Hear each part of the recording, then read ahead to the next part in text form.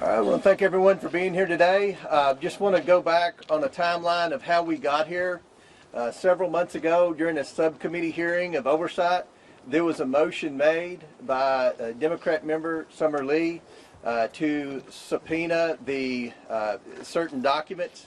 Then the motion was amended by Scott Perry to include subpoenas for various names. I think there were 8 names originally, including Bill and Hillary Clinton.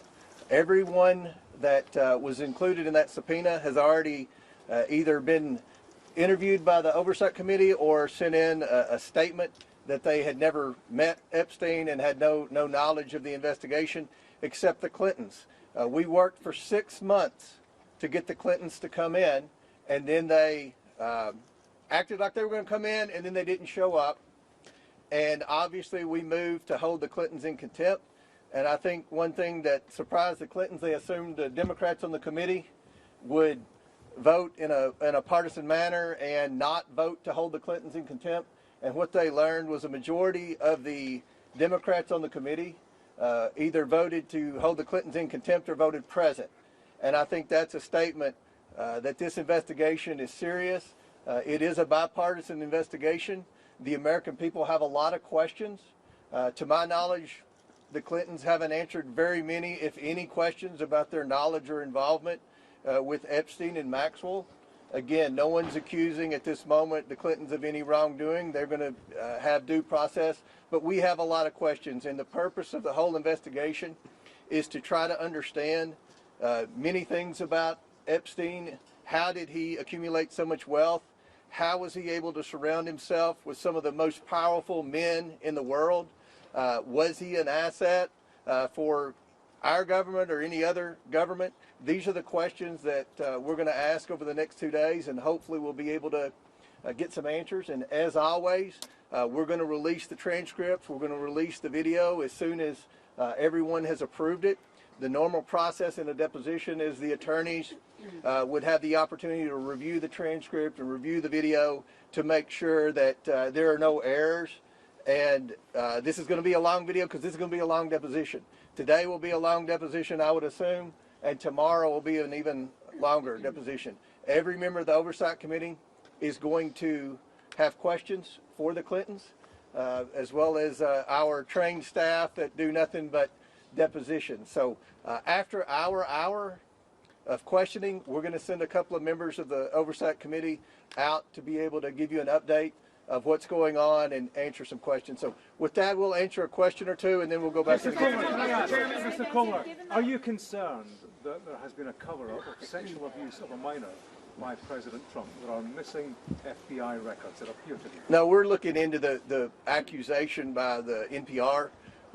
We don't know the answer to that. We know what the administration says. We're still looking to get a definitive answer on that. But look, let's just be realistic here. If you go by a lot of what the Democrats have said, you had Jasmine Crockett accused Lee Zeldin of taking donations from Jeffrey Epstein. It was the wrong Jeffrey Epstein. We've had Ro Khanna sit on the floor and name names of people that he thought were involved in Epstein that weren't even involved. So, sometimes the Democrats on the committee aren't the best investigators. Go ahead, Chad. Yeah. What about the idea, though, that I understand you say that this is different with some of the members or some of the people who were subpoenaed who didn't have this direct contact. But some folks have said it seems like the Clintons are basically on trial here versus people who know more about the what was going on with Maxwell, what was going on with Epstein, and that this is really kind of dragging them through the mud when there are other witnesses. Well, let's address that, Chad. The Democrats voted to subpoena the Clintons. The Democrats voted with the Republicans to hold the Clintons in contempt. So the Democrats have just as many questions for the Clintons as the Republicans. So this isn't a partisan witch hunt. This was a motion, a bipartisan motion supported by the Democrats to bring the Clintons in. So I don't think it's any type of being unfair in any way to the Clintons.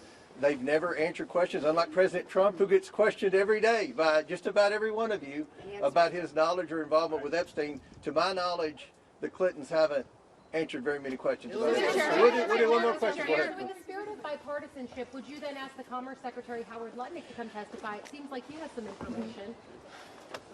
That's very possible, and I think I think it's a good possibility that his name will arise in some questioning today. It'll maybe? be on my list, and I have an email I printed off for Hillary to ask about Howard Lutnick today. Okay. So God's watching. We're asking again, and I want to remind everyone: we've already brought in Alex Acosta and Bill Barr for deposition. That's two Republicans in the Trump administration. So this isn't just about Democrats. This is about anyone that has any knowledge of Epstein, the investigation. I think we all agree the government failed.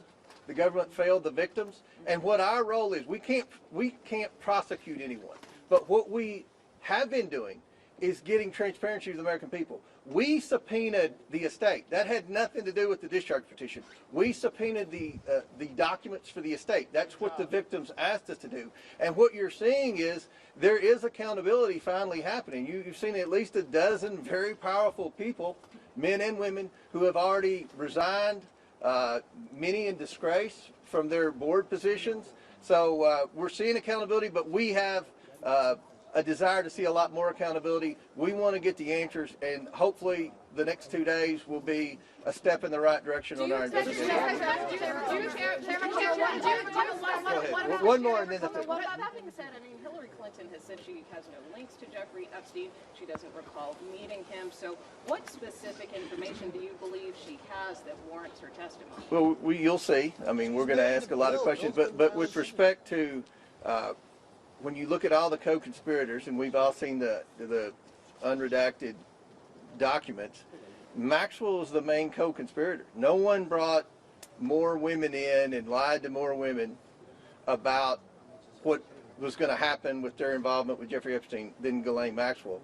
We know that obviously Maxwell was a guest at Chelsea Clinton's wedding. There weren't many people that went to that wedding, so again, we're not accusing Hillary Clinton of wrongdoing. We know that Jeffrey Epstein said many times in emails that he was the first person to raise money for the Clinton Initiative, the Clinton Foundation, that he solicited money at some of his properties for the Clinton Foundation. Again, that's not saying anything's illegal, but there are a lot of questions pertaining to Secretary Clinton with respect to Epstein and his involvement in the Clinton Initiative and her relationship with Ghislaine Maxwell. So we'll come out every hour when we get finished, and different members will update you and answer any questions. Thank you all. Why weren't the Clintons forced to go to Washington at taxpayer expense? Thank you.